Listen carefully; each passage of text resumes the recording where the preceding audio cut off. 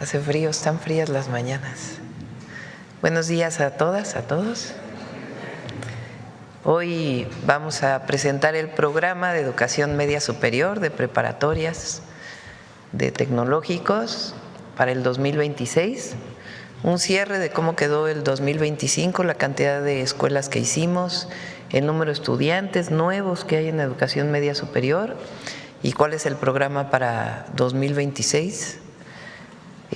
Les adelanto que nosotros cuando entramos, lo digo cuando estamos en los eventos con los jóvenes, aún con la beca Benito Juárez redujo la deserción escolar en un porcentaje muy importante que dio el presidente López Obrador. Entonces, cuando los jóvenes tienen la beca, se reduce la cantidad de jóvenes que abandonan la escuela, la preparatoria. Sin embargo, todavía hay una parte de jóvenes que deja la escuela y otra que no asiste a la escuela. Es menor en el caso de bachillerato, es más en la universidad. Entonces hicimos una encuesta en su momento de por qué los jóvenes seguían abandonando la escuela o por qué no iban a la escuela. Y hubo dos elementos centrales. Uno fue que les quedaba lejos de su casa la preparatoria. De ahí salió esta idea de hacer preparatorias que queden más cerca de la casa. Y entonces usan mucho tiempo en el transporte, en ir de la casa a la escuela 1 hora, hora y media. Y ese tiempo, pues, no solamente son recursos, sino que se vuelve problemático para los jóvenes. Y la otra es que decían que la escuela no les gustaba mucho. Entonces, de ahí surge este gran programa del Bachillerato Nacional, de mejorar los planes de estudio y la atención a los jóvenes y al mismo tiempo hacer más escuelas de educación media superior, más preparatorias que queden cerca de la casa. De ahí surge, bueno, pegó tanto esta canción que hizo una joven de Jalisco, precisamente porque desde mi punto de vista es una necesidad. Si no fuera una necesidad, pues no habría pegado tanto en los jóvenes. Entonces fue muy bueno el 2025 para la educación media superior y ahora les vamos a presentar el programa del 2026. Y al cierre de la conferencia, como siempre, Miguel Elorza con el detector de mentiras. Vamos, Mario. ¿Me prestan una?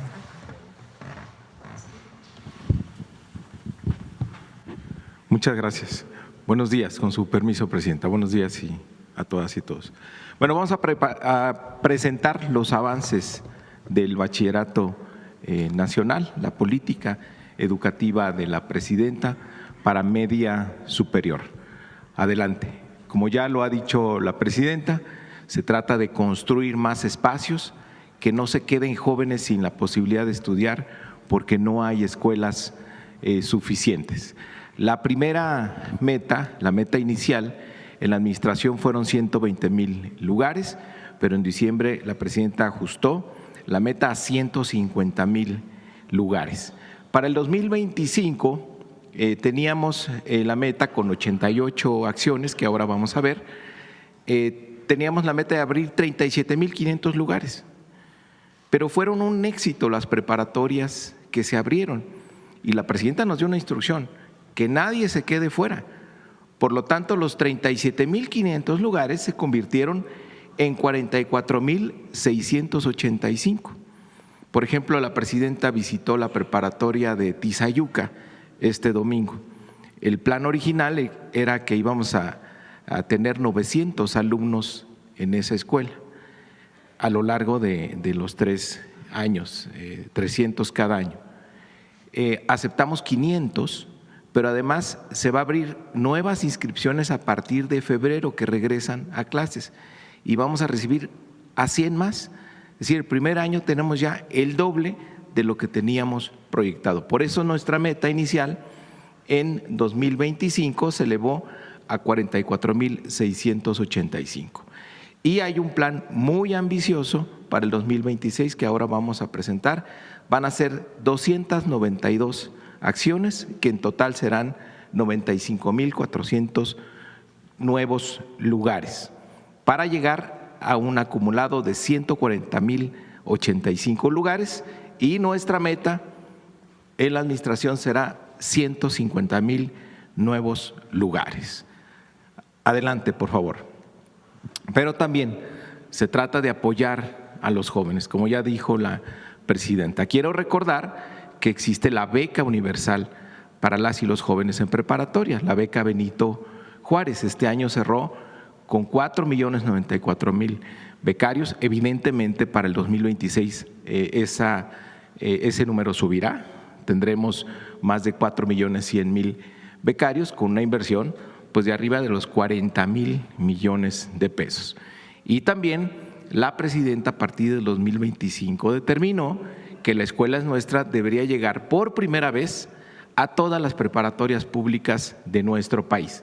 En el 2025 llegamos a la mitad, 6,317 planteles con una inversión de 4,500 millones de pesos, y para el 2026 se va a trabajar en la otra mitad para llegar al 100% de cobertura, alrededor de 6,092 escuelas con una inversión también de más de 4,500 millones de pesos. Es decir, todas las preparatorias públicas en México en este 2026 habrán tenido el apoyo de la Escuela es Nuestra. Estos son más lugares, mejorar las preparatorias existentes y becar a las y los jóvenes. Y Tania les va a hablar de cómo han cambiado los planes y programas para que la preparatoria sea más atractiva, para que los jóvenes se diviertan, aprendan, quieran estar en las escuelas como nos lo ha pedido la presidenta. Adelante, por favor.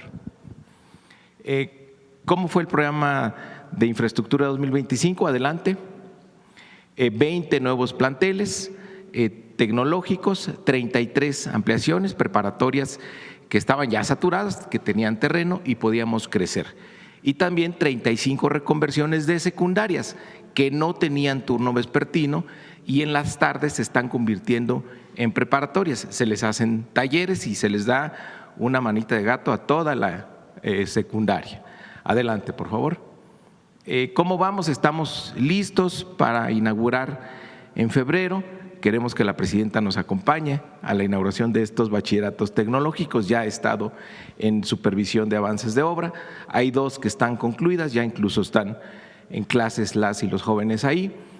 Tenemos para entregar en febrero en Tijuana, en Ciudad Juárez, en León, en Tizayuca, que estuvo la presidenta el domingo, en El Salto, el Jalisco. En el Estado de México hay varias: Chalco, Chimalhuacán, Ecatepec, Iztapaluca, Nezahualcóyotl y Texcoco. En Juárez y García, en el Estado de Nuevo León, en Cuautlancingo, en Puebla, en el Marqués, en Querétaro, en San Blas Atempa, en Oaxaca, ese es un CONALEP, en Benito Juárez, en Quintana Roo y en Mérida, Yucatán. Adelante.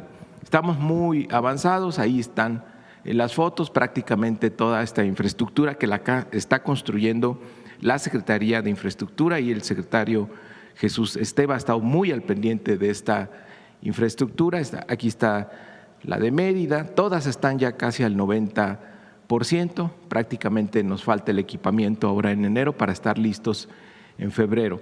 Este es un CONALEP en San Blas Atempa, en Oaxaca, El Salto, Jalisco, en Tizayuca, Hidalgo, ahí estuvo la presidenta, Cuautlancingo, Ciudad Juárez, también lo visitó la presidenta. Adelante. En Chimalhuacán, Ecatepec, Texcoco, Tijuana, León, Nezahualcóyotl y en Cancún, en Benito Juárez. Adelante, por favor. Y tenemos las ampliaciones, sí, preparatorias que están en funciones y que estaban saturadas. Se construyen más aulas, se construyen nuevos talleres. Tenemos ya varias concluidas en Tijuana, Tehuacán, en Tabasco, en Tlaxcala, en Veracruz. Tenemos en enero, vamos a terminar estas que están ahí, son 17, y en febrero 4. Tenemos ahí algunas un poco retrasadas. En marzo vamos a terminar en Mexicali y en Benito Juárez, una ampliación además de la nueva, y en julio en Altamira, Tamaulipas, que recientemente determinamos esta ampliación. Adelante, por favor. Aquí está, estas son las fotos de las ampliaciones que estamos haciendo. Aquí se ven los edificios nuevos que prácticamente son aulas y talleres. Adelante, por favor. Más ampliaciones aquí en la Ciudad de México, en Tláhuac, en Campeche, en Tlaxcala. Adelante, Michoacán, Culiacán, adelante, por favor. Y las reconversiones, las secundarias que en las tardes se están convirtiendo en preparatorias. Tenemos ya 13 concluidas, en enero terminamos 6 y en febrero terminaremos otras 10. A marzo se nos van una en Jalisco, una en Tamaulipas y en abril una en Chiapas. Adelante, por favor. Aquí hay algunas fotos. Adelante. Insisto, se le da mantenimiento a toda la secundaria y se construyen las nuevas aulas. Adelante, por favor. ¿Cuál es? Explica que ya están en clases. Sí, bueno, no crean que esto va a ocurrir. Por ejemplo, los bachilleratos tecnológicos ya están en funciones. ¿Qué hicimos? Que los jóvenes están tomando clases en instalaciones provisionales. Conseguimos por ahí alguna secundaria o incluso algunas primarias que están cerca de donde va a estar el nuevo plantel y ya los jóvenes están en clases, iniciaron en clases en septiembre y todos están muy felices de que ya ahora en febrero pues se van a cambiar a su nueva preparatoria. ¿Qué propone la presidenta para el 2026? Adelante. Un programa de 202 acciones para un total de 65,400 nuevos lugares, además del Plan Michoacán, que ahora lo vamos a ver. Son 20 bachilleratos tecnológicos nuevos, 52 ampliaciones, 130 ciberbachillerato, 202 acciones, 65,400 nuevos lugares para el 2026. Adelante. ¿Dónde van a estar? Se hace un estudio muy minucioso, estadístico, de cuántos egresados tenemos de secundaria y cuántos ingresos tenemos en media superior. Y donde tenemos las brechas más grandes, vamos a otro análisis más específico y determinamos en qué partes de los municipios se necesitan las escuelas y ahí es donde se buscan los terrenos. Vamos a Tijuana, quiero decir que con este nuevo plantel en Tijuana, prácticamente el número de egresados de secundaria va a tener un lugar 100% de cobertura en Tijuana, que era la ciudad que tenía la mayor brecha cuando inició esta administración. Tijuana, vamos a Hermosillo, en Baja California Sur 2, en San José y en Del Cabo y La Paz, en Sinaloa, en Culiacán, en San Luis Potosí, en Celaya, en Acapulco, en Cholula, Calakmul, Playa del Carmen, aquí en Tlalpan. El Estado de México continúa con 3, Chicoloapan, La Paz y Valle de Chalco, en Reynosa, en Nuevo León también hay mucha demanda, Pesquería y General Escobedo, y en Ciudad Juárez, que va a ocurrir algo parecido a Tijuana. Vamos a tener en Ciudad Juárez, con estas ampliaciones y con estas nuevas preparatorias, prácticamente la posibilidad de que todos los jóvenes que antes se quedaban fuera tengan un lugar en una preparatoria. Adelante. Tenemos 52 ampliaciones en todas las entidades, en 31 entidades, casi todas, y está lo mismo, determinado, Cebetis o Dejetas, adelante, que tienen mucha demanda, que tienen, adelante por favor, que tienen la posibilidad de crecer en infraestructura. No, regrésate un antes, por favor. Ahí están las 52 ampliaciones, adelante, más los 130 nuevos ciberbachilleratos. Este es un concepto nuevo que va a explicar muy bien Tania, porque ella lo hace mucho mejor que yo. ¿En qué consiste este nuevo concepto de bachillerato que nos pidió la presidenta? No es lo mismo que telebachillerato, es una evolución del telebachillerato para las condiciones que estamos viviendo actualmente, que sea más atractivo para las y los jóvenes. Ahí se está determinando el lugar de los bachilleratos a partir de la distancia. Vemos dónde hay secundarias que no tienen una preparatoria por lo menos a 45 minutos de distancia, entonces ahí se determina que hace falta oferta educativa, que hace falta un ciberbachillerato. Adelante, por favor. Bueno, esto ya le voy a pedir a Tania Rodríguez, si me autoriza, presidenta, que presente el nuevo modelo de ciberbachillerato, en qué consiste y también que hable un poco acerca de las nuevas carreras. y la formación humanística que tenemos en el Bachillerato Nacional. Se les da humanismo, conciencia histórica, filosofía, pero bueno, que Tania mejor lo presente. Adelante. ¿Ella también? Me quedo de este lado para no mover a la presidenta. Muy buenos días a todos y a todas. Efectivamente, esta evolución del modelo de telebachillerato que fue diseñado para llegar a comunidades muy pequeñas y rurales. En buena parte, como ustedes vieron en los criterios que explicó el secretario, una de las decisiones es la distancia. Estas escuelas tienen muchos avances que son muy importantes. Voy a referirme a dos. El primero es que es un sistema modular, pero tiene mediación docente, es decir, los chicos toman clases con sus maestros. No es que estén a distancia, no es que estén en línea, no es que vean la tele. Ese era un poco el tema del telebachillerato que confundía el estado de qué eran esas escuelas. Bueno, esas escuelas en realidad son escuelas donde un conjunto de profesores trabajan por grandes áreas temáticas. Esta experiencia se complementa hoy con dos elementos adicionales. Hoy tenemos un marco curricular común, ahorita lo voy a explicar. ¿Qué significa un marco curricular común? Que el conjunto de las escuelas públicas, de lo que hoy llamamos el Sistema Nacional de Bachillerato, toman las mismas materias. Esto facilita, es un paso histórico, nunca había pasado. Teníamos tantas escuelas como planes de estudio y eso generaba un problema en dos cosas. Uno, digamos, en el perfil de egreso, en la expectativa de qué tipo de formación necesitamos. Y es tan importante respetar las diferencias de las distintas juventudes y las distintas regiones, como también tener una base, un piso parejo, digamos, un piso parejo también de igualdad, que también permita igualar a las escuelas, porque también teníamos una percepción muy distorsionada del distinto tipo de escuelas que había en media superior. Esa es una primera cosa. La segunda cosa es que contar con materias similares permite construir lo que estamos empezando a llamar como una política de retorno de los estudiantes. Nuestros adolescentes, nuestras adolescentes, y todos lo sabemos cuando lo fuimos y con los que convivimos, a veces por alguna razón dejan la escuela. Y ese dejar la escuela unos meses se podía traducir en el sistema educativo más tradicional en que perdieran un año entero y luego el año entero se convierte en una trayectoria fragmentada de los estudiantes y en un momento muy importante de sus vidas. Entonces, ¿qué queremos? Que puedan volver muy pronto a la escuela. Y el marco curricular común nos permite no estar haciendo trámites de revalidación de estudios, por ejemplo. Nos va a permitir que fluyan mucho mejor nuestros estudiantes. Esto es muy importante. Eso es en realidad, digamos, tenemos un piso de materias y tenemos un techo de reglas, de abrazo general, que es esto que estamos llamando el Sistema Nacional y que va a permitir esta circulación y este acompañamiento de las escuelas. Entonces, estos antiguos telebachilleratos y que hoy estamos reformando, digamos, están acompañados además.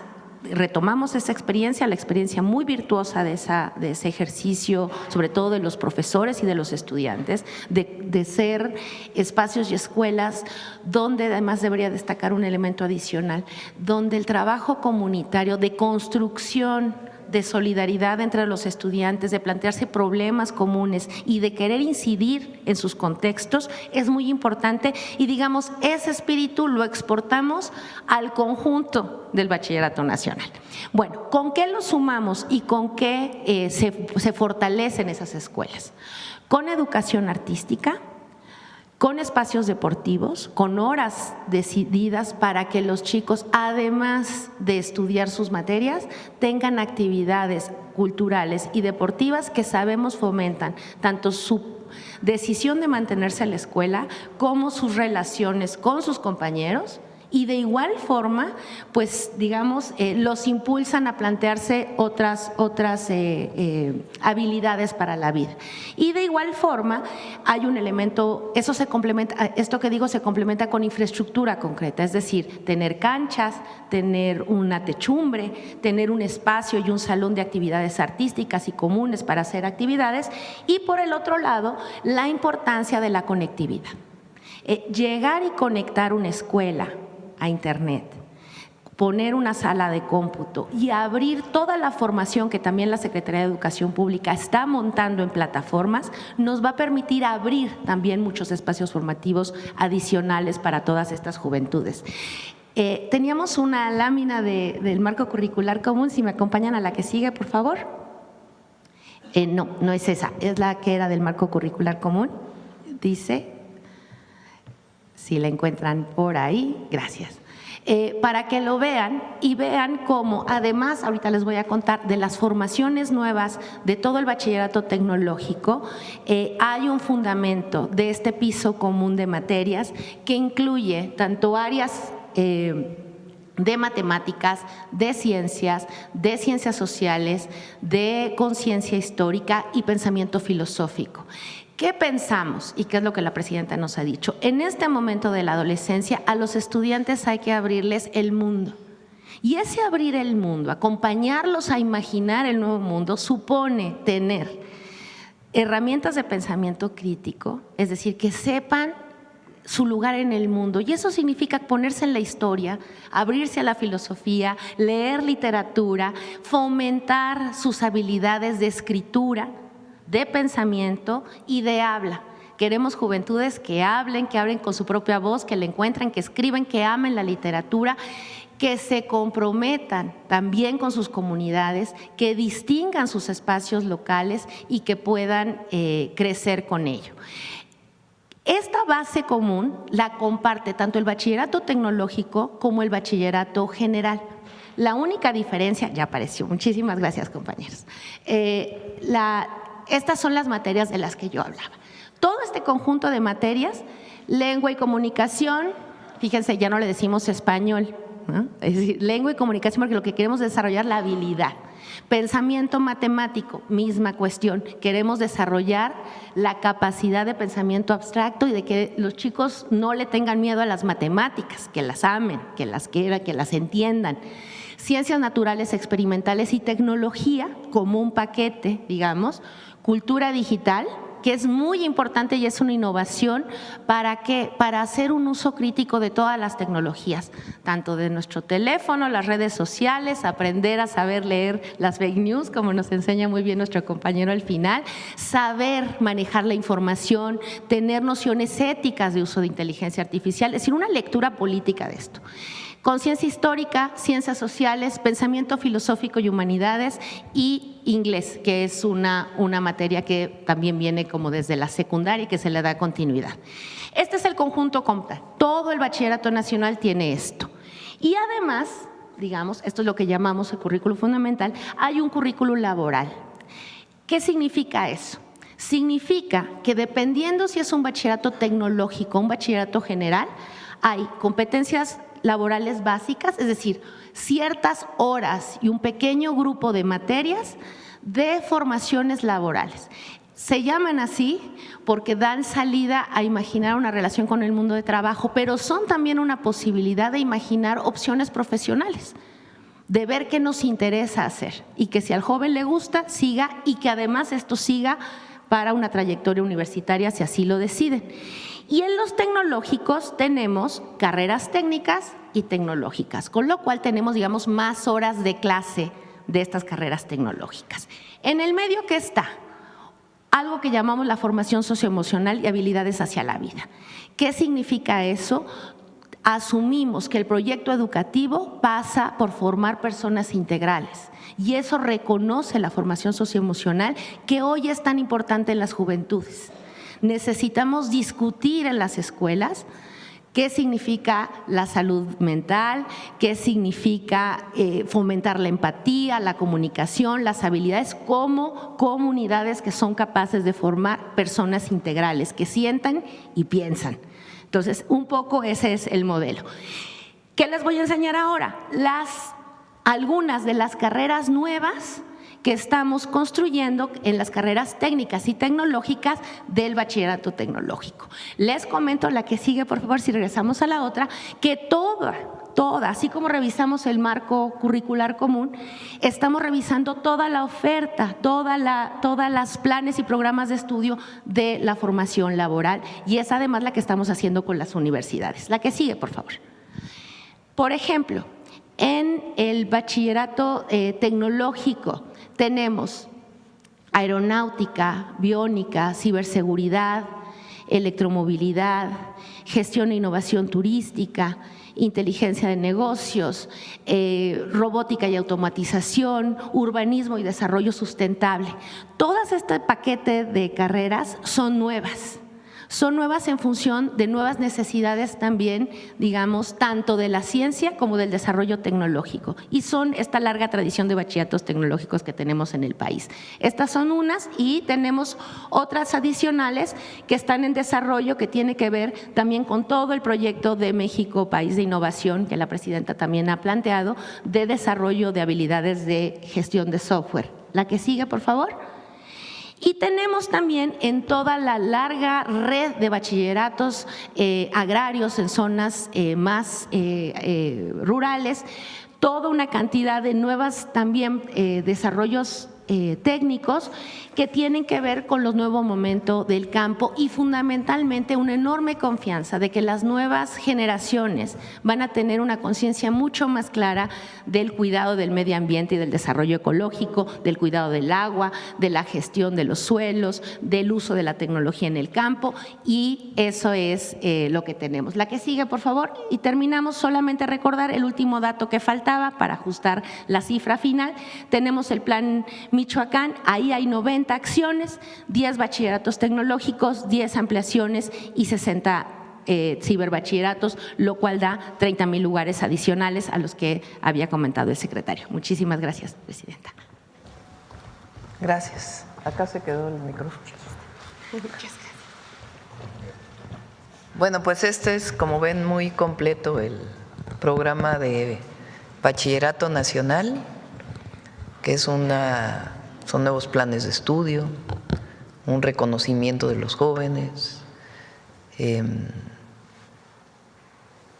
también atención, si no psicológica, por lo menos de las emociones, salud mental y salidas tecnológicas en algunos casos y en otros humanísticas, de humanidades, pero todos tienen una base común. Antes entraba al tecnológico y ya no había filosofía, ya no había historia.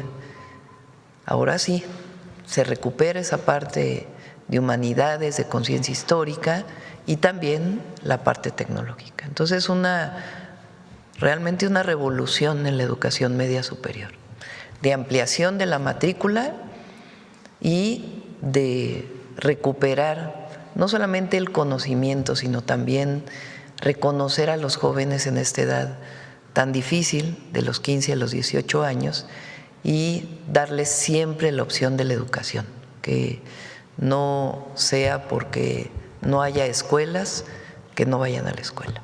Bueno, pues es esto. Adelante, vamos a las preguntas. A ver, por acá la compañera que no ha preguntado. Buenos días, presidenta. Yusbel Carolina, de Código Libre. Presidenta, México se convirtió en el principal proveedor de petróleo de Cuba, indica una nota financiera de Estados Unidos. ¿Las cifras del gobierno de México respaldan esta información?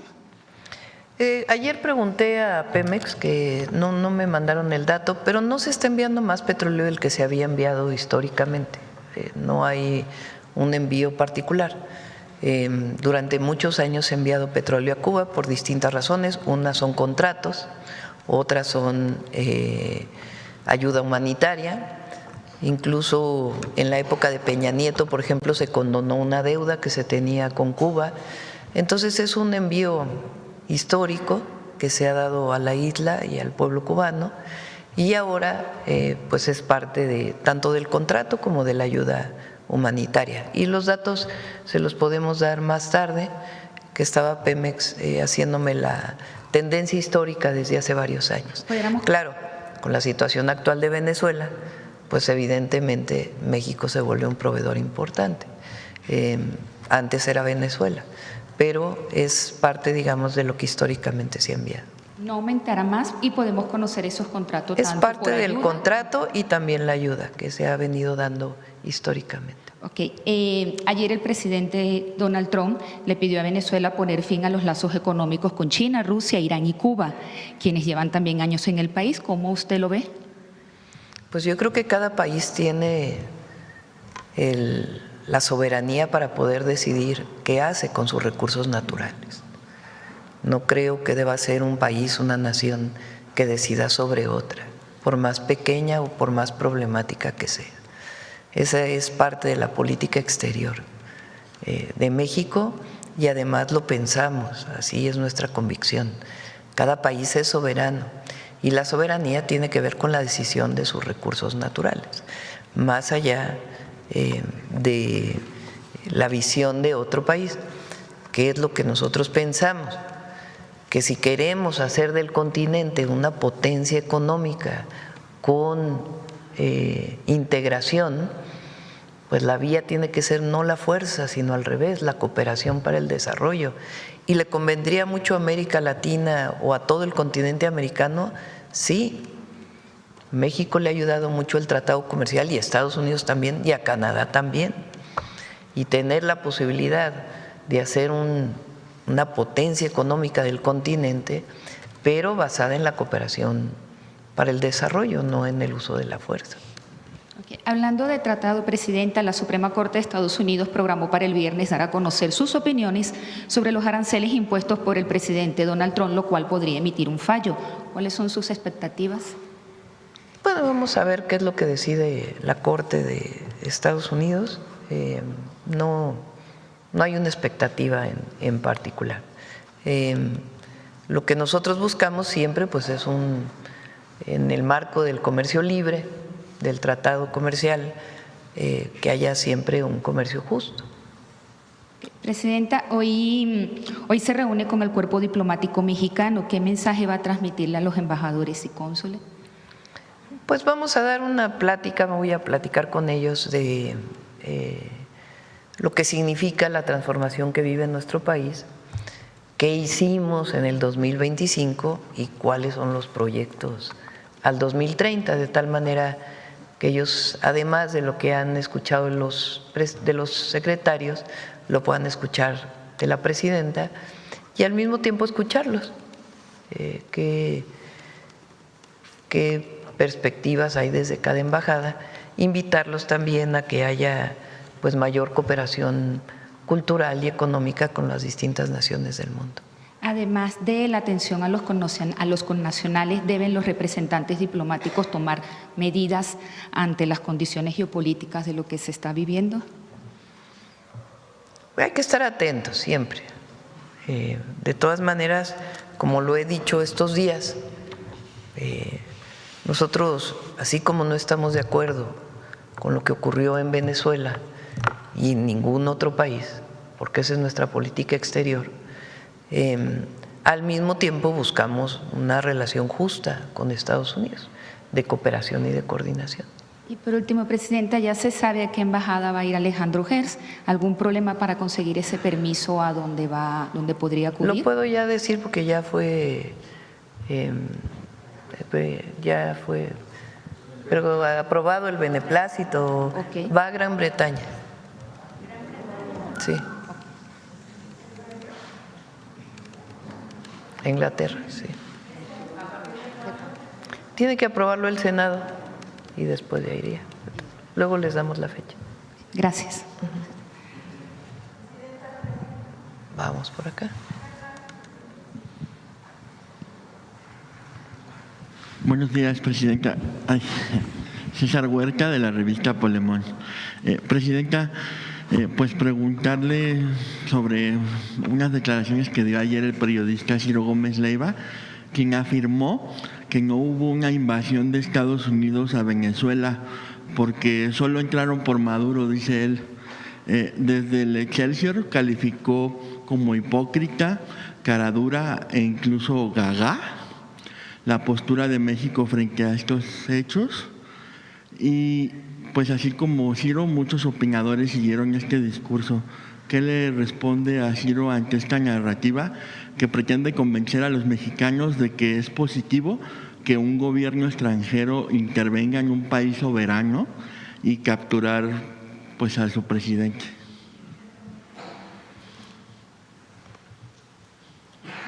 Es una visión, la verdad, muy antipatriota.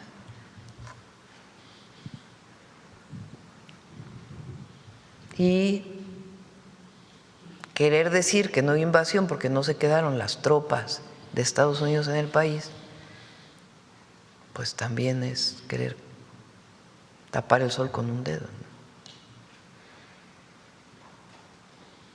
Más allá, repito, de la opinión que se tenga del gobierno de Venezuela, de Maduro,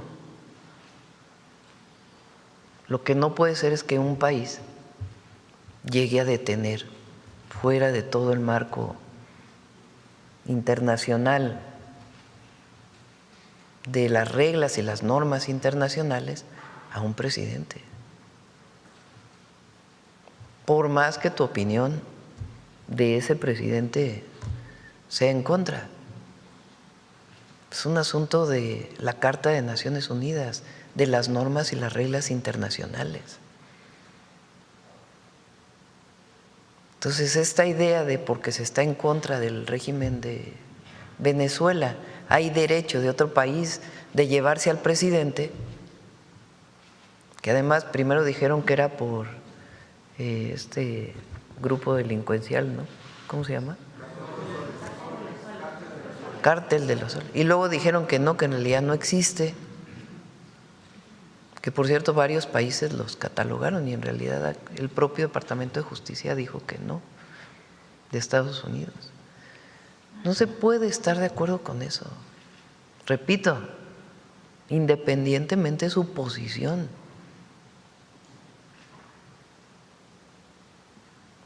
¿Qué es lo que abre la puerta y por qué ayer lo que decía del Reforma? O sea, ¿qué entonces también estaríamos de acuerdo en México de que vinieran por quien sea? Pues no. Aquí hay una constitución, aquí hay leyes. La ley es una norma social que garantiza la democracia. Y no puede haber una nación por encima de las demás. Para eso hay unas Naciones Unidas, por más que ahora no estén funcionando. ¿Para qué se creó Naciones Unidas después de la Segunda Guerra Mundial? Pues para que hubiera un gobierno multilateral en donde todo el mundo se pusiera de acuerdo con base en ciertas normas aprobadas por todos. Entonces, esta opinión de varios comentócratas, conductores, a ver, que le expliquen al pueblo de México que están de acuerdo con que Estados Unidos intervenga en el país, o en Colombia, o en cualquier país del mundo, y particularmente en América Latina. No se puede estar de acuerdo con ello. No le llama a él invasión, bueno, tiene que llamarle de otra manera, pero de que llegó Estados Unidos a Venezuela por encima de las normas internacionales y de las leyes de Venezuela, fue así. Y siguiendo con los únicos, como dice Kapuczynski, que no sirven para este oficio, pues hoy el columnista Sergio Sarmiento salió a defender a Felipe Calderón. Dice que no tiene sentido culpar de todo a un expresidente que dejó el cargo hace más de una década, y que Calderón tuvo virtudes y defectos como cualquiera, pero no es culpable de los errores de sus sucesores. Incluso se atrevió a decir que si López Obrador y usted no han podido revertir los supuestos males generados por Calderón en 7 años de la 4T, pues es que no saben gobernar. ¿Qué le responde a esta narrativa, presidenta, que pues busca cerrar el capítulo del calderonismo como si no hubiera existido una guerra fallida, por cierto, una crisis de violencia y un secretario de seguridad pues condenado por vínculos con el narco? No puede uno olvidar la historia, y particularmente está recordando aquí y en otros foros lo que vivió nuestro país. No puede uno decir que ya no se puede hablar de Salinas de Gortari, o de Cedillo, o de Fox y el desafuero, o de Calderón y García Luna, porque sí dejaron una secuela en el país. Ahora, nosotros estamos muy orgullosos de lo que se ha hecho en 7 años. Repito, 13.5 millones de mexicanos salieron de la pobreza. El mayor aumento de la clase media. ¿Cómo les afectó eso que dijimos aquí, que es la gráfica que mostramos? Y es del Banco Mundial, no es una cifra nuestra, es una cifra del Banco Mundial. El país que tuvo mayor crecimiento de la clase media en los últimos años fue México. No decían antes de que nosotros íbamos a destruir la clase media, que nosotros lo que queremos es que haya muchos pobres en México para poder seguir gobernando. ¿No dicen eso? Sí, claro. Pues lo repiten a cada rato en las columnas. No, fíjense nada más que aumentó la clase media en México porque la gente salió de la pobreza. ¿Y qué queremos? Pues que no haya pobreza en México, que haya bienestar, que haya desarrollo. ¿Hay que avanzar todavía más? Sí. Ahora mañana van a ver las cifras de la reducción de homicidios. Eso también les molesta mucho, que en un año haya una reducción de homicidios histórica. Entonces, hay que seguir nombrando lo que ocurrió en el pasado, porque ¿cómo vamos a hacer una comparación de dos proyectos de nación? Proyecto neoliberal del prianismo o del macprianismo y el proyecto de la Cuarta Transformación.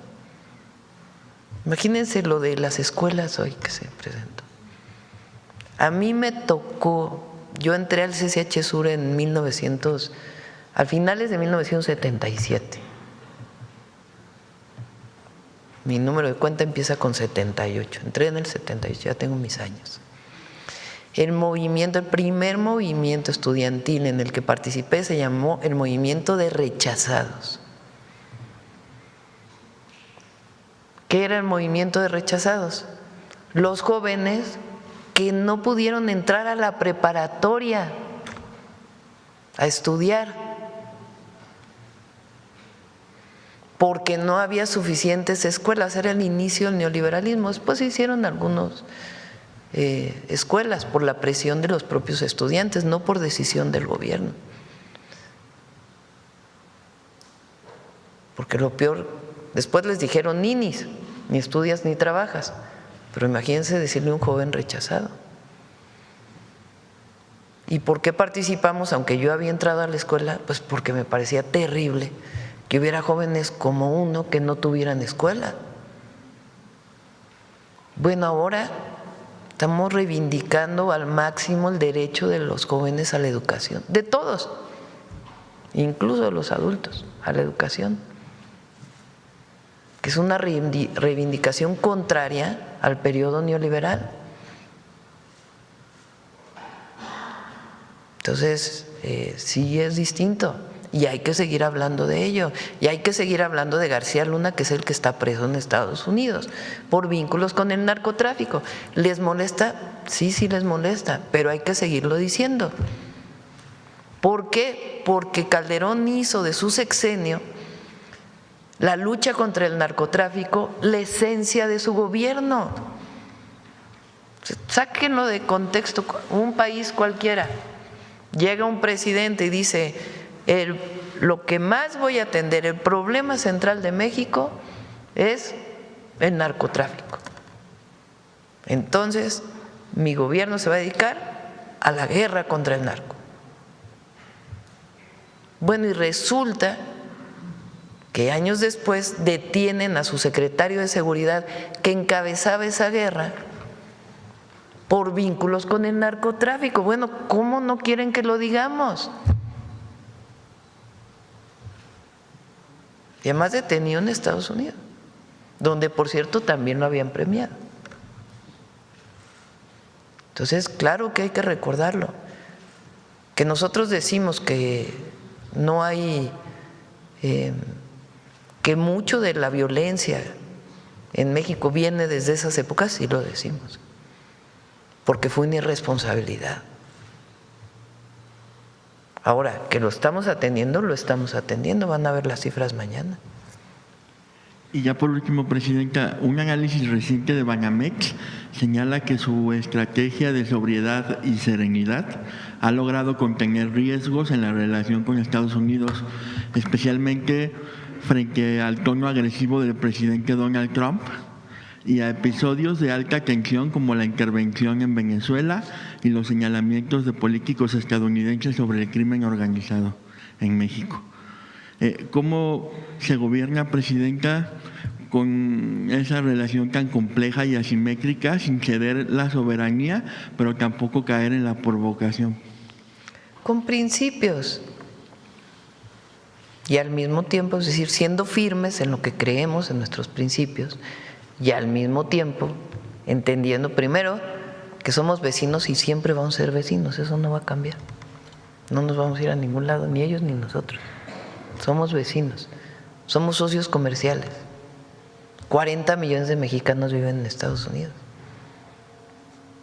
Pues claro que buscamos una cooperación, una coordinación con principios firmes, sin ceder en lo que consideramos que no se puede ceder, como nuestra soberanía. Entonces, así, no hay mucho secreto en eso. Muchas gracias, Presidenta. Vamos, a ver, compañera, y luego vamos para acá. Buenos días, Presidenta. Yaret Arciniega, de Revista Fortuna. Sobre el tema, Presidenta, ¿cómo contribuye este programa a mejorar la inversión por alumno y alumna en el país? ¿Qué mejoras generará pues esta decisión de que el presupuesto para que la inversión en educación crezca de una manera sostenida y no dependa del gasto de los bolsillos de las familias? De destinar los recursos, de eso depende, de una decisión política de construir el presupuesto con base en los derechos del pueblo y al mismo tiempo con inversión pública, que ya pronto vamos a presentar eso. Entonces, el recurso adicional este año, fíjense, para todas las preparatorias, recurso adicional, 9,000 millones en infraestructura y de maestros, toda la inversión en educación son alrededor de 400, 500 millones de pesos. Es con salarios dignos para los profesores.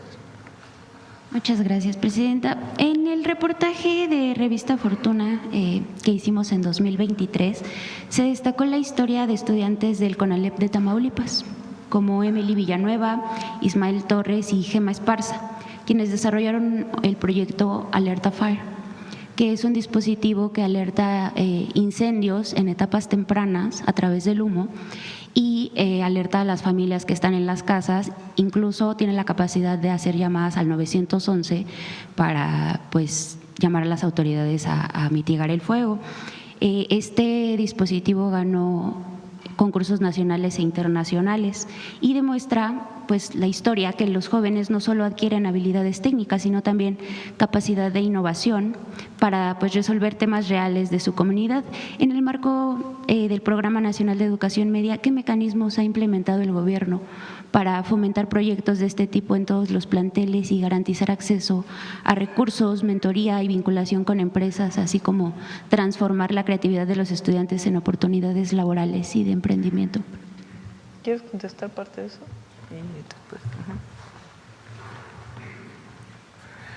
No, ese que señalas es solo un ejemplo de todos los reconocimientos que tienen los jóvenes en México.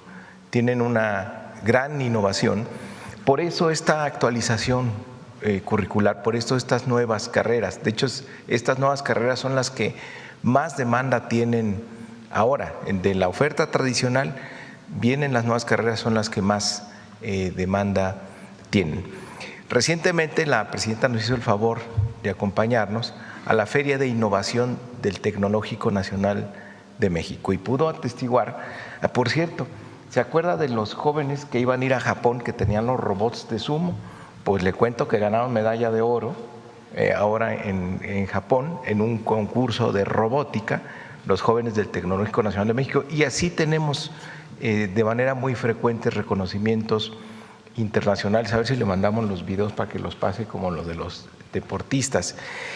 Y la presidenta determinó que se cree un fondo precisamente para darle continuidad a estos proyectos de innovación que se conviertan en desarrollos de emprendedores, para que la innovación pues no se quede nada más ahí como buenas historias, sino tengan la posibilidad de desarrollarlos y que tengan un impacto mayor.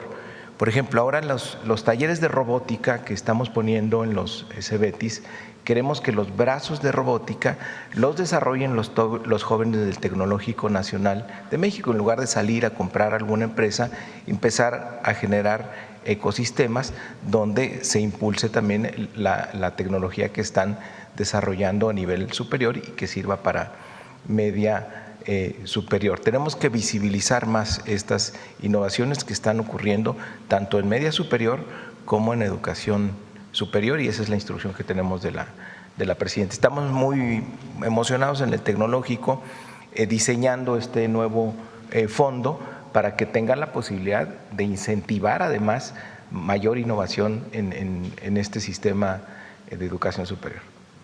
¿Hay algún tipo de becas que se le esté dando a los estudiantes en la fase de desarrollo del proyecto? No en la fase final, beca, sino la parte de los materiales, de la investigación, del protocolo de investigación.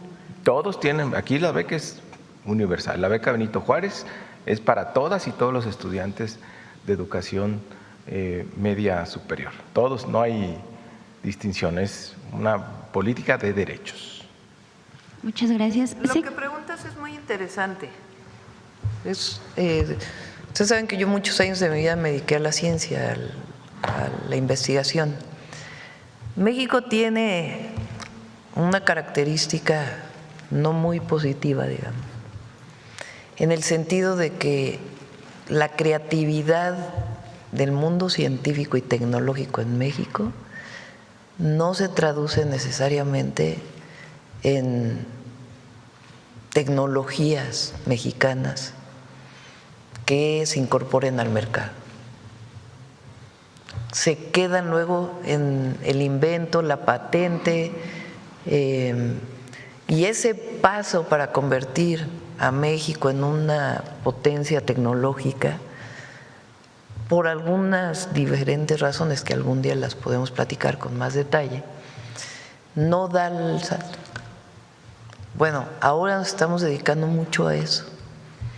Con AFINSA ya tenemos un programa que ya lo vamos a presentar, que es parte de este relanzamiento, digamos, en distintas áreas del Plan México, de incubadoras, de financiamiento y de vínculo también con empresas. Una parte obviamente pueden ser empresas públicas, pero otra parte pues puede haber empresas mixtas o empresas privadas que desarrollen la inventiva que se ha desarrollado en los tecnológicos.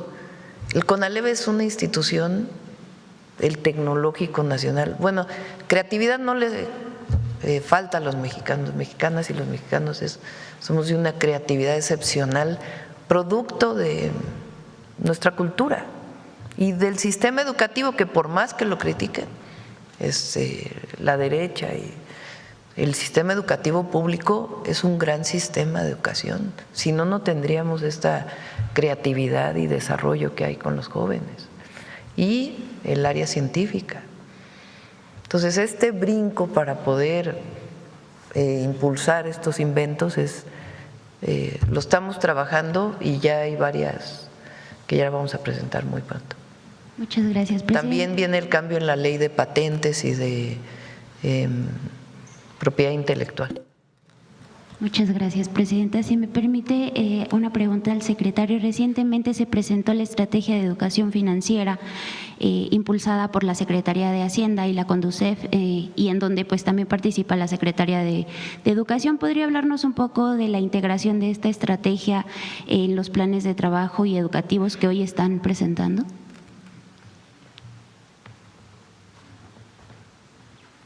Bueno, antes no sé si puedo presumir otra estudiante, presidenta, que está fíjense, en las 5 finalistas de Medalla Mundial de Educación que organiza HP.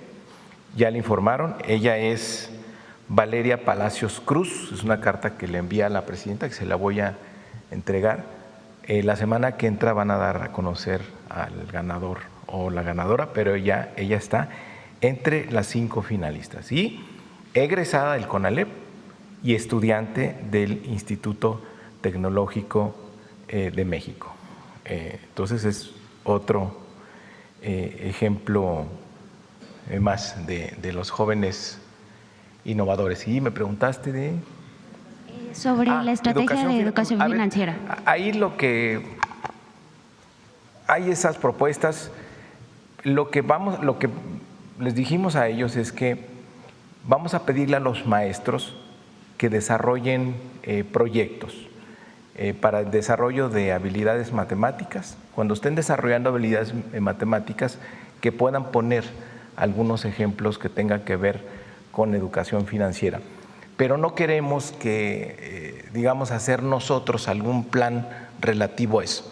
Queremos que se invite a los maestros y que los maestros sean los que desarrollen este tipo de proyectos y que sean pues, parte de los materiales educativos.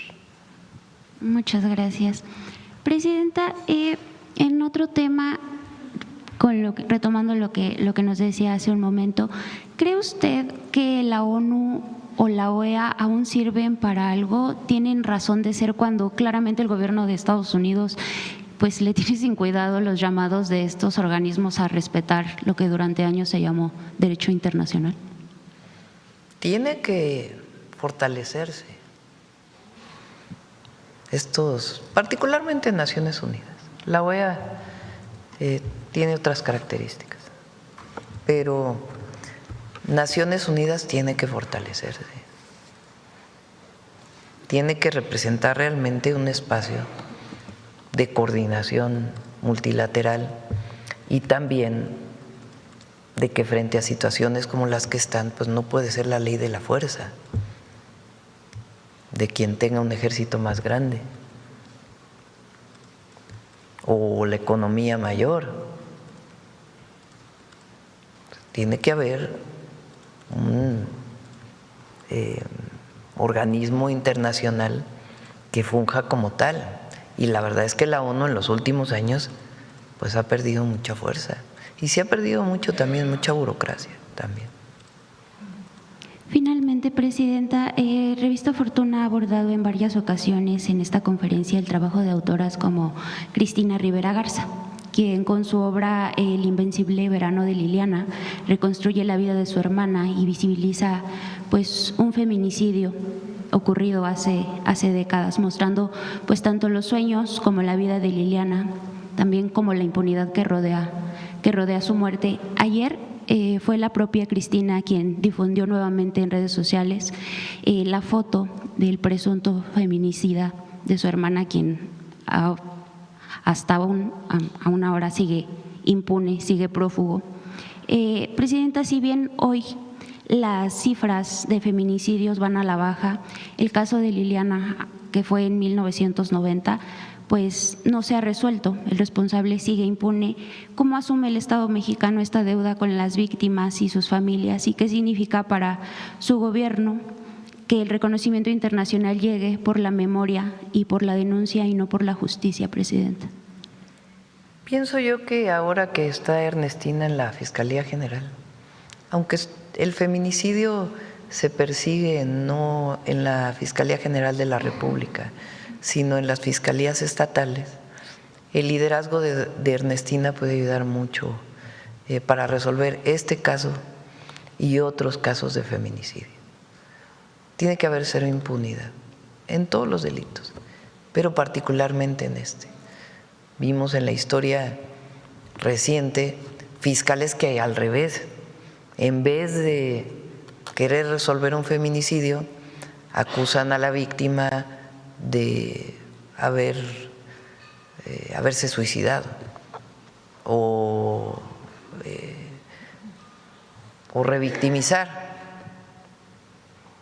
porque tenía, como un caso en Morelos recientemente, que se dijo que en realidad la chica, no recientemente con Margarita, sino con el anterior fiscal, que la chica había fallecido por prácticamente estar con bebidas alcohólicas, ¿no? Entonces eso no puede ser. Nuestra visión es que la muerte violenta de una mujer tiene que ser investigada como feminicidio. ¿Cuál es la diferencia?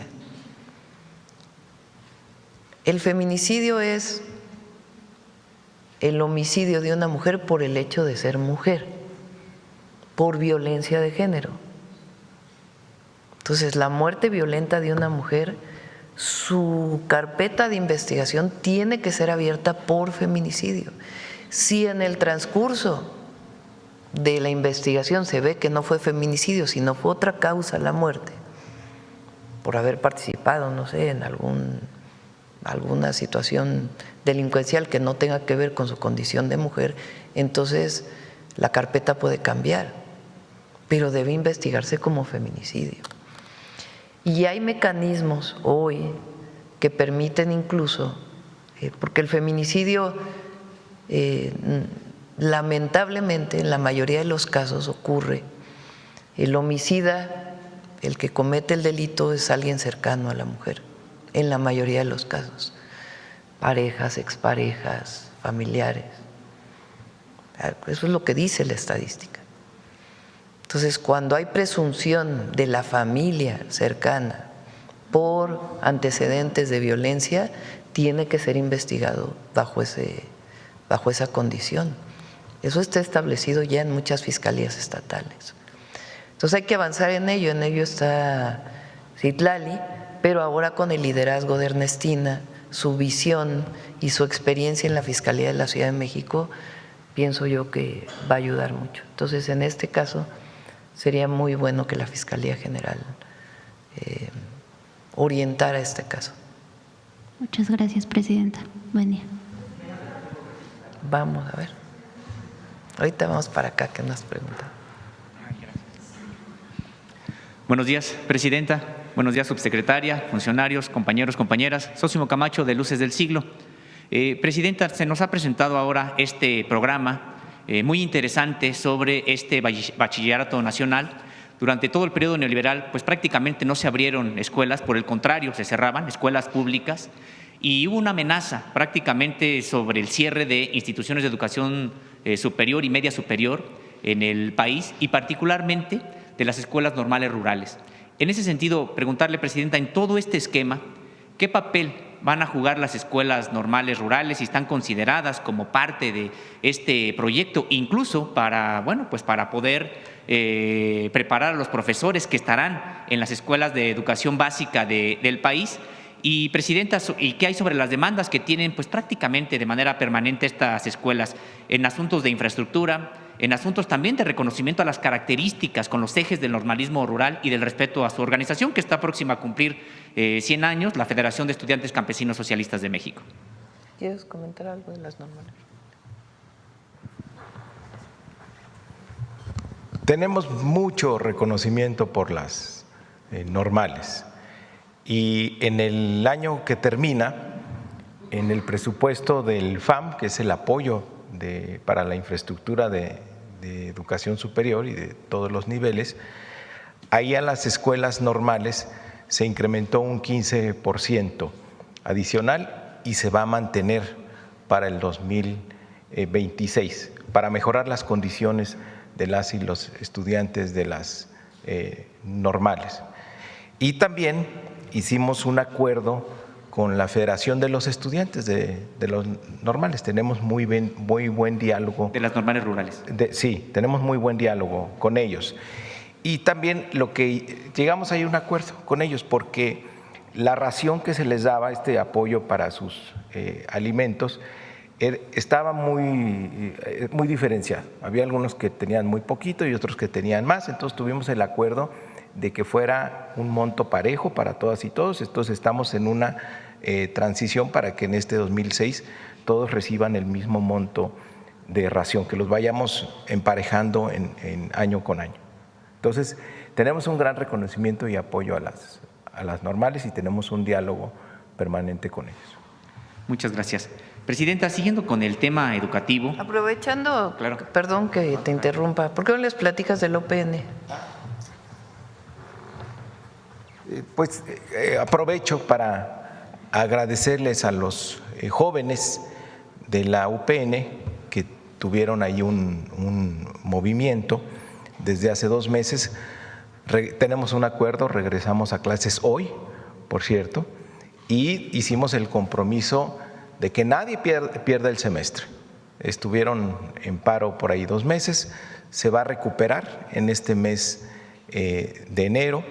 Visitamos sus instalaciones, tanto del Ajusco, de la 092, que es la sede principal, como otras 2 subsedes que tienen aquí en la Ciudad de México. Y la presidenta nos dio la instrucción de apoyarlos.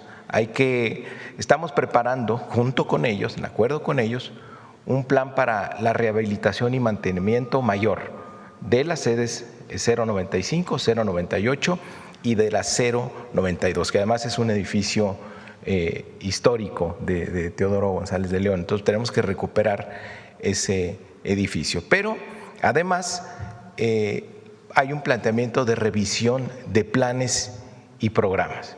Entonces establecimos ya mesas de trabajo, se va a hacer la revisión de todas las licenciaturas que tienen ahí.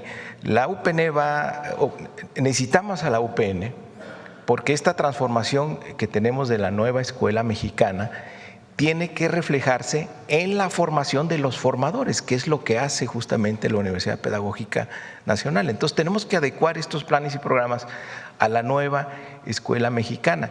Y también pues la realidad nos pide que los maestros entren en un proceso de formación y actualización permanente.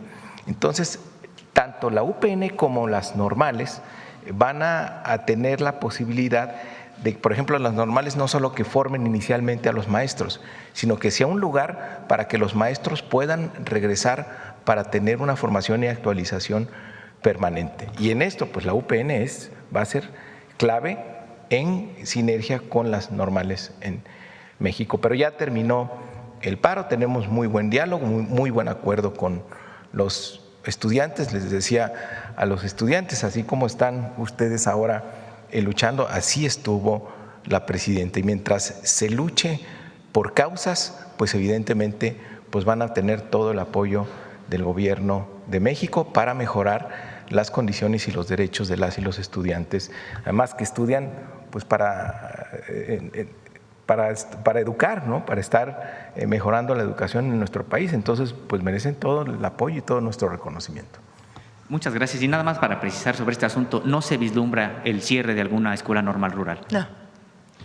En otro tema también educativo, Presidenta, pues la reforma educativa de 2013, la de Enrique Peña Nieto, pues se impuso con muchísima, podríamos decir que sangre, incluso, no solamente por los miles de heridos en las protestas, y también por los, pues al menos 8 muertes que generaron precisamente pues la imposición de esta reforma, decenas de detenidos, algunos incluso maestros llevados a penales de alta seguridad, y así fue como se impuso esa reforma, pero también con 1.500 despedidos, 1.500 profesores y profesoras que como represión precisamente de aquel gobierno, tanto el federal como los estatales, terminaron fuera.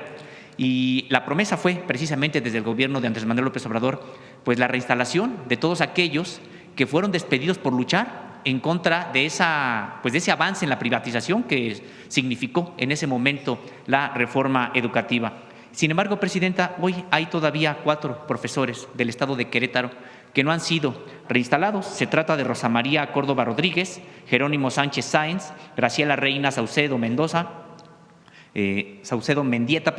María de los Ángeles Adriana Domínguez Gómez.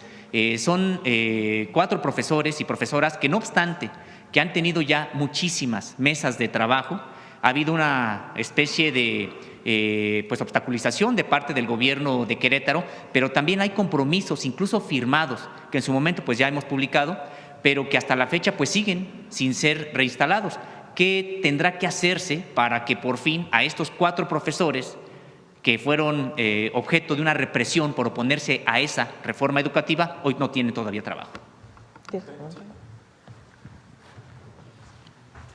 Sí, justo tenemos ese caso de los profesores de Querétaro y otros en Jalisco en la misma situación, que fueron despedidos de manera injustificada por oponerse a la reforma educativa de Peña Nieto. Y en los dos estamos tratando el asunto ahí. Son indemnizaciones de montos grandes. La presidenta nos dio la instrucción de que nosotros resolviéramos ese asunto. Sin embargo, efectivamente no ha habido la cooperación que quisiéramos de los gobiernos del Estado, porque los recursos tienen que ejercerse a través del gobierno del Estado y por una cosa por otra que no se sabe cómo registrar esos recursos, porque no son salarios caídos, porque en su momento se les despidió y ahora se trata de recuperarles su antigüedad. No se ha encontrado la forma de que se pueda ejercer esto sin que implique alguna responsabilidad para los funcionarios. Pero de nuestra parte, quiero decirle a esos maestros y a los de Jalisco que tenemos la instrucción de la presidenta de que ese asunto se resuelva, porque es un asunto de justicia. Muchas gracias.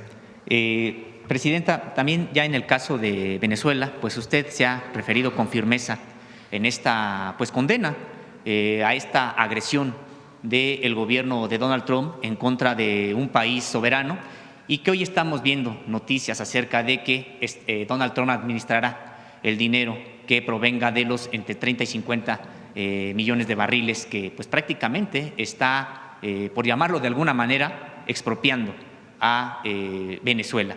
Estamos viendo una situación muy complicada porque esto genera pues nuevas condiciones para la relación de Estados Unidos con América Latina, con los países de América Latina. Y, presidenta, yo lo que quiero preguntarle a usted, sabiendo la responsabilidad que tiene como jefa del Estado mexicano, que hay 40 millones de mexicanos allá en Estados Unidos, pero que también hay principios que usted ha considerado innegociables, ¿cómo precisamente equilibrar estos dos aspectos? La responsabilidad para una relación con Estados Unidos, pero al mismo tiempo ser firme en las convicciones, en los principios, en la no intervención, en el rechazo a la injerencia, además de una potencia que prácticamente vaya salta porque requiere el petróleo, así lo dice. Y si nosotros vemos la estrategia de seguridad nacional de Estados Unidos, es una declaratoria muy similar a la que hiciera Alemania de los años 30. Por su seguridad requiere territorio, por su seguridad requiere recursos. Es decir, un discurso muy peligroso y que, sin embargo, decíamos, pues usted tiene esta responsabilidad tan alta. ¿Qué es lo que hará México frente a Estados Unidos? Es decir, pues tenemos un tratado de libre comercio, vamos junto con Estados Unidos y con Canadá, a inaugurar un mundial el próximo año. ¿Cambiará algo en la relación de México, este año, así es, en 2026? ¿Cambiará algo de la relación de México con Estados Unidos? ¿Seguirán los acuerdos en materia de seguridad, por ejemplo? ¿Habrá algo que México revise de la relación con Estados Unidos? Vamos a seguir como hasta ahora, de manera muy responsable, con los principios que tenemos, defendiendo nuestra soberanía y al mismo tiempo haciendo lo que consideramos que es mejor para el pueblo de México y para la nación, en la coordinación y la cooperación, mientras defendemos los principios. Es decir, hay cosas que no son negociables, pero responsablemente hacemos lo que a mí me eligió el pueblo de México para gobernar nuestro país y proteger a nuestro pueblo y a la nación. No solo proteger, sino avanzar en el desarrollo y seguir con la transformación. Y tenemos muy claros nuestros objetivos. Por eso hay que ser muy responsable, muy responsable. Por la relación que tenemos, pues somos vecinos, somos socios comerciales. Y en materia de seguridad están muy claros los principios, los dejamos claros desde el primer momento. Ya lo dijo el presidente Trump, él tiene su manera de concebirlo, pero en efecto él nos ha propuesto muchas veces que entre el ejército de Estados Unidos a México y todas las veces le hemos dicho que no, todas las veces le hemos dicho que no debe ser así, que cada quien actúe en su territorio. Presidenta, hay otro tema que ya se le había empezado a plantear a usted hace algunas semanas sobre Tláhuac y Milpalta, particularmente sobre Milpalta, sobre pues una oposición de un sector también de allá de la población de Milpalta, muy importante desde mi punto de vista, y que algunos de los proyectos de la ciudad, pero más allá, sin entrar a la discusión sobre tienen razón o no quienes están oponiéndose a uno de los proyectos de la ciudad en Milpalta, llama la atención que la diputada por Tláhuac y Milpalta, Judith Vanegas Tapia, pues acusó en una reunión pública a un abogado que se ha encargado de defender desde sus convicciones y desde sus puntos de vista comunidades indígenas de prácticamente toda la geografía mexicana. Se trata del abogado Carlos González García. Sin embargo, la diputada por Tláhuac y Milpalta señaló que este abogado era un enemigo histórico de su gobierno e incluso pues usó su nombre para señalar que usted, de palabras textuales, cualquiera que esto signifique, usted ya lo traía ubicado y que pues dijo, no sé si viva, no sé si no viva, pero la presidenta ya lo trae. Esto de manera pública, están los videos ahí. Preguntarle, presidenta, sobre pues alguien que utiliza incluso hasta su nombre para, por alguna disputa política, tenga razón o no tenga razón, pues amenaza en este caso a un abogado que está en los pueblos de Milpalta. No escuché lo que dijo Judith Vanegas. Evidentemente, pues aquí hay libertad y no se puede amenazar a nadie por pensar distinto. Lo cierto es que en el caso de Milpalta, de los pueblos originarios de la Ciudad de México y particularmente Milpalta, ha habido consultas indígenas con toda la metodología que se debe de utilizar, en este caso para el cablebús que quiere hacer la jefa de gobierno, o que les propone, digamos, la jefa de gobierno. Nosotros vivimos un caso similar en Milpalta cuando fui jefa de gobierno, fíjense, de una escuela que está ahí hecha, terminada. Se hizo una consulta indígena, se ganó que la escuela fuera una universidad porque se quería una clínica, finalmente se decidió que fuera una escuela y que se ampliara la clínica, se amplió la clínica, está la escuela construida, se hizo la consulta indígena, la mayoría dijo que sí quería la escuela y hay un grupo que no quiere la escuela. No sé si ya finalmente se abrió la escuela o no, no tengo información, pero como un edificio completo con recurso público, un grupo que no quiere la escuela está por encima de la mayoría. Creo que hay que dialogar, ¿verdad? No se trata de llegar a reprimir, no, pero hay que dialogar. Entonces, en este caso del cablebús o alguna otra obra, pues sí es importante que entre todos respetemos la democracia, y la democracia pues también es la decisión de las mayorías. Entiendo que están en diálogo, tendrán una reunión precisamente la próxima semana. Presidenta, finalmente, yo aquí hace algunas semanas le presentaba el caso de una adulta mayor que fue despedida del Consejo Mundial de Boxeo y que incluso pues engañada y amenazada fue obligada a firmar renuncia de derechos adquiridos, precisamente laborales. Usted dio la instrucción para que se atendiera el caso, algo que parecía pues prácticamente sencillo porque están los documentos, está lo que prueba la situación, sin embargo prácticamente no avanzó en lo absoluto. Esta persona hoy tiene Se lo encargamos aquí a Mario para que lo vea con la CONADE. Tiene su salud quebrantada, pero yo no puedo tener la elocuencia. Hay una carta breve que le leeré sobre esta adulta mayor a propósito de que pues sigue sin que se le restablezcan sus derechos laborales conculcados por el Consejo Mundial de Boxeo. Dice, resumo rápidamente la entrada, pero es: querida y admirada presidenta Sheinbaum, el pasado 2 de septiembre se presentó ante usted en la Conferencia del Pueblo un muy lamentable caso que es muestra emblemática del abuso y corrupción sistemática de parte de patrones contra miles de trabajadores, ante la inoperancia de instituciones creadas para promover la justicia y el respeto por nuestros derechos.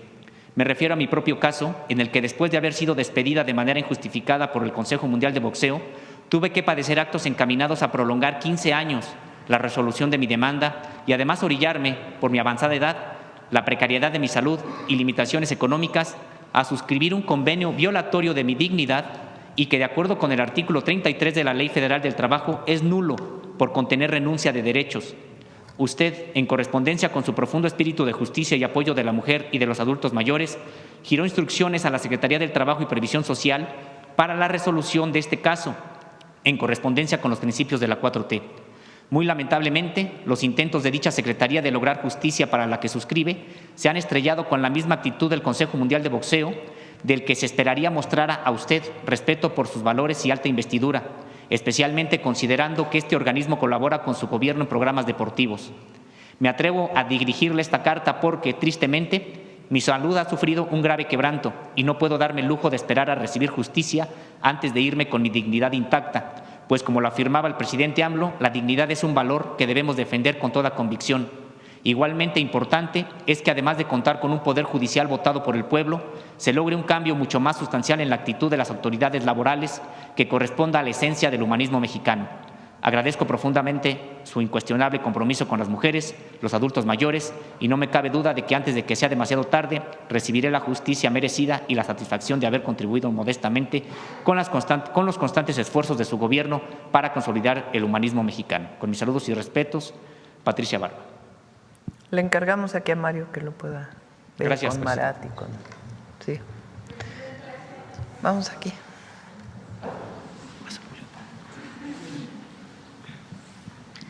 Muchísimas gracias, presidenta. Janet Galindo, de Grupo Transmedia La Chispa.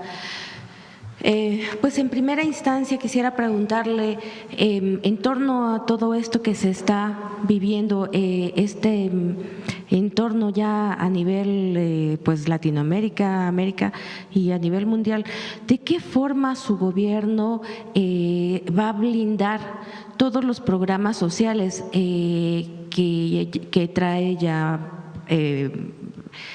en esta administración? Desde antier nos comentaba, antier nos tocó este apoyo, todas estas becas, todos estos programas del bienestar. Ayer que tuvimos también aquí la presencia de los pequeños, pues también de qué forma se va a blindar ese derecho también hacia los niños. Y bueno, pues ahorita también estamos viendo lo de este programa de bachillerato. Esta como primer pregunta, si es tan amable. En el presupuesto público están los recursos destinados. Vamos a invitar a Antonio, el director del SAT, a una de las mañaneras con el secretario de Hacienda, para que vean cómo cerró el año en recaudación fiscal y cuál es la propuesta para el 2026. El presupuesto se aprueba por el Congreso, por la Cámara de Diputados, la Ley de Ingresos por la Cámara de Senadores y Diputados se aprobó el año pasado y ahí vienen los recursos completos para los programas de bienestar, que son sagrados. Primero porque están en la Constitución y segundo porque es nuestra convicción. Entonces, todos los programas de bienestar tienen garantizados sus recursos. Presentamos el lunes cómo vienen los programas de bienestar, 6,400 pesos bimestrales para los adultos mayores y así para cada uno de los programas que tienen su aumento con base en la inflación. Entonces, están garantizados todos los programas, la beca Benito Juárez, la beca Rita Cetina universal para todos los estudiantes de secundaria y la nueva beca que es Rita Cetina para útiles y uniformes escolares para la primaria, para todos los estudiantes de primaria, que van a recibir 2,500 pesos las familias para poder tener apoyo para útiles y uniformes escolares en una sola exhibición. Eso van a empezar las asambleas en febrero. Y la beca Gertrudis Bocanegra, que hoy es para todos los estudiantes de licenciatura de escuelas públicas, además de la de Jóvenes Escribiendo el Futuro. La Gertrudis Bocanegra es, digamos, la extensión de la Benito Juárez, que es para transporte, un apoyo para transporte para los jóvenes que reciben 1,900 pesos bimestrales. Ahora es universal para todo Michoacán y la idea es poderla ir ampliando a más jóvenes de licenciatura, de tal manera que todos los jóvenes, todos los niños y niñas tengan por lo menos un apoyo, sobre todo quien más lo necesita, para poder seguir estudiando, que lo económico no sea un problema. Es decir, Está garantizado el recurso, no hay ningún problema. no hay ningún problema con todo el conflicto internacional. Por otra parte, quisiera preguntarles, nos comentaba ahorita el secretario, ya las infraestructuras en cuanto a ciertas instalaciones para universidades ya están a un 90%, si no me equivoco. Saber si en Yucatán, más aproximadamente, si ya tienen una fecha, bueno, a nivel nacional, pero digo en específico en Yucatán, si tienen una fecha aproximada, ¿cuándo estarán estas ¿La Rosario universidades? Castellanos? Exactamente. ¿Cómo se llama el municipio donde está la Rosario Castellanos? Canacín. Canacín. ¿Por qué no le preguntan a Alma cuándo vamos a inaugurar Canacín? Sí, pero la sede, no sé si ya está terminada o… En estos meses se inauguran todas, Tijuana ya está terminada. Sí. Pero los estudiantes pueden entrar, toman clases a distancia, están abiertas las convocatorias y cuando está la sede, entonces ya pueden elegir presencial o semipresencial, llevar una parte a distancia y otra presencial. Ok, muchísimas gracias. Ahora les decimos cuando está Canacín. Sí, para que allá sepan también más o menos. Muchísimas gracias. Finalmente, pues ayer la Suprema Corte de Justicia Nacional suspendió esta discusión sobre la constitucionalidad de las 12 semanas en cuanto al aborto a nivel nacional. Saber, pues, si esto, puesto que ayer la Comisión Presidencial para la Reforma Electoral le entregó el predictamen, saber que si esto va a proceder, no va a proceder, ¿qué decisión se tomará? ¿Lo de la reforma electoral? No, bueno… Bueno, no tiene que ver la electoral con el otro tema que se discutió en la Corte. Lo de la Corte. No tengo información de qué pasó ayer en la Corte. Ajá. Se suspendió. El tema del aborto está en las legislaciones locales, depende de los congresos locales. Sí, exacto. Pero no tengo conocimiento exactamente qué pasó ayer en la Corte, nos enteramos y con gusto lo comentamos. Sobre la reforma electoral, ayer nos reunimos, me presentaron una primera revisión de que se presentó en los foros, nos vamos a reunir otra vez la próxima semana. Coinciden en los foros varios planteamientos. Uno, reducir los montos de presupuesto para los partidos políticos y para las elecciones. Eso es, inclusive se hizo una encuesta que la vamos a presentar aquí, con varias empresas que hacen encuestas para ver qué opina la ciudadanía. Entonces, en general, el tema de los recursos, la gente quiere que se reduzcan y en los foros se planteó así. Es algo en donde consideramos que es importante.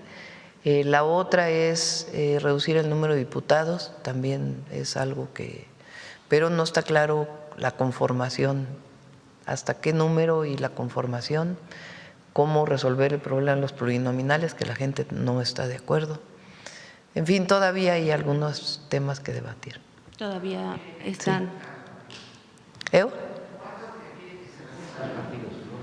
Es que hubo muchas opiniones, desde quien dice que debe haber 300 diputados y diputadas nada más, de acuerdo con su representación de mayoría, hasta la representación de las minorías, que yo estoy de acuerdo que debe tener. El asunto es cómo se da y hasta cuánto el número de diputados. Entonces ahí hay varias propuestas. No, todavía no está lista la reforma. No hay una fecha todavía. No, todavía no.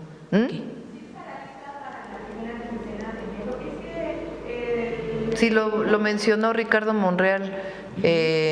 Apenas nos vamos a reunir el próximo lunes. Ya ven que nos reunimos con los coordinadores parlamentarios. Todavía no está terminada la propuesta.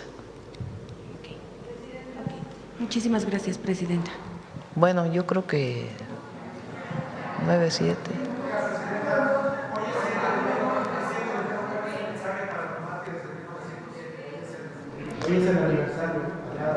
A ver, ¿por qué no platicas? Presidenta, hoy es 7 de enero, una fecha histórica. Es el aniversario, 119 aniversario de los mártires de 1907. Yo soy originario de Río Blanco, Veracruz. Ahí también fueron masacradas muchísimas mujeres por órdenes de Porfirio Díaz, que mandó al ejército a masacrar. Ahí fue también el inicio de la revolución junto con la huelga de Cananea. ¿Cuál sería su mensaje en esta fecha histórica, el día de hoy, 7 de enero, presidente? Nunca más. Ese es el mensaje. Nunca más. Gobierno que reprima a los trabajadores. Gobiernos que repriman los movimientos sociales. Porfirismo que la derecha intenta reivindicar. Fue un periodo que derivó en una revolución en nuestro país, la Revolución Mexicana, producto de la represión, del exterminio incluso de pueblos originarios, de un desarrollo basado en la explotación extrema, la concentración de tierras, el despojo de tierras. Entonces el mensaje hoy es nunca más. Vamos a ir más tarde a Paseo de la Reforma porque vamos a develar las estatuas de las 6 mujeres indígenas. Son las 4 mujeres que el año pasado homenajeamos, más Heréndira de Michoacán, más Malintzin. Van a quedar en Paseo de la Reforma. Vamos ya a cerrar, ¿no? Si les parece. Vamos con el detector de mentiras.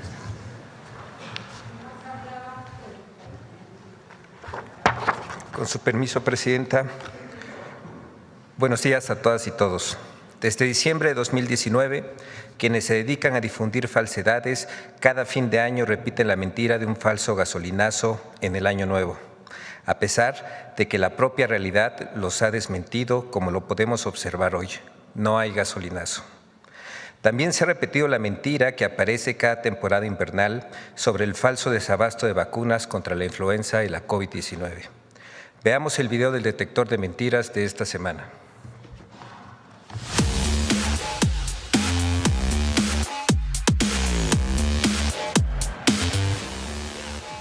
El falso gasolinazo de 2026, la supuesta pérdida de empleadores en México, presuntos daños a hospitales por el sismo del 2 de enero y la mentira sobre la escasez de vacunas contra la influenza son algunas de las noticias falsas que el detector de mentiras localizó esta semana. 1. Daños en el nuevo hospital del ISSSTE en Chilpancingo, Guerrero, por el sismo del 2 de enero. ¡Mentira!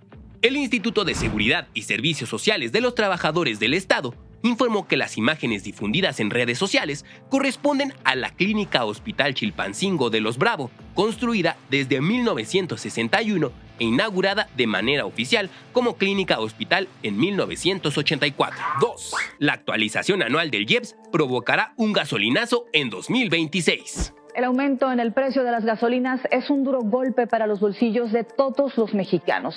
Y este inicio de año ya nos está apretando el bolsillo. Escuchen, porque a partir de hoy aumenta el impuesto a las gasolinas en México. ¡Mentira! Las Secretarías de Hacienda y Energía confirmaron que la Estrategia Nacional para Estabilizar el Precio blinda al mercado mediante un pacto voluntario con empresarios, garantizando que el litro de gasolina regular se mantenga por debajo de los 24 pesos. El IEPS se utiliza para mantener estables los precios de los combustibles y la Secretaría de Hacienda publica cada semana los porcentajes de estímulo fiscal, de acuerdo a los precios internacionales y la inflación. 3. México sufre su peor pérdida de patrones en 2024 y 2025. ¡Mentira!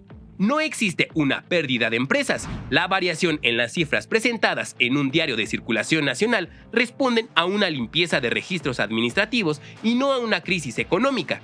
El IMSS aclaró que se implementó un filtro antisimulación que valida las inscripciones de personas físicas directamente con el SAT, lo cual frenó la creación de registros irregulares que antes inflaban la base de datos.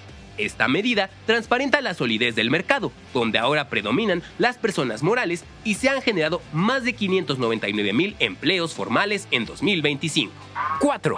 México reporta escasez de vacunas contra influenza H3N2. ¡Mentira!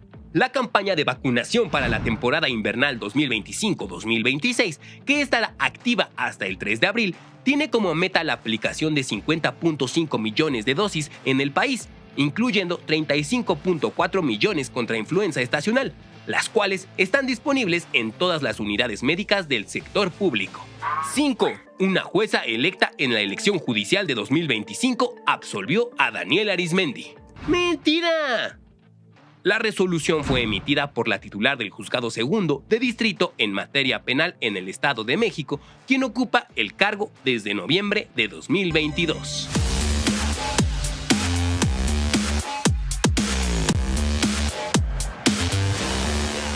Gracias, presidenta. Buen día.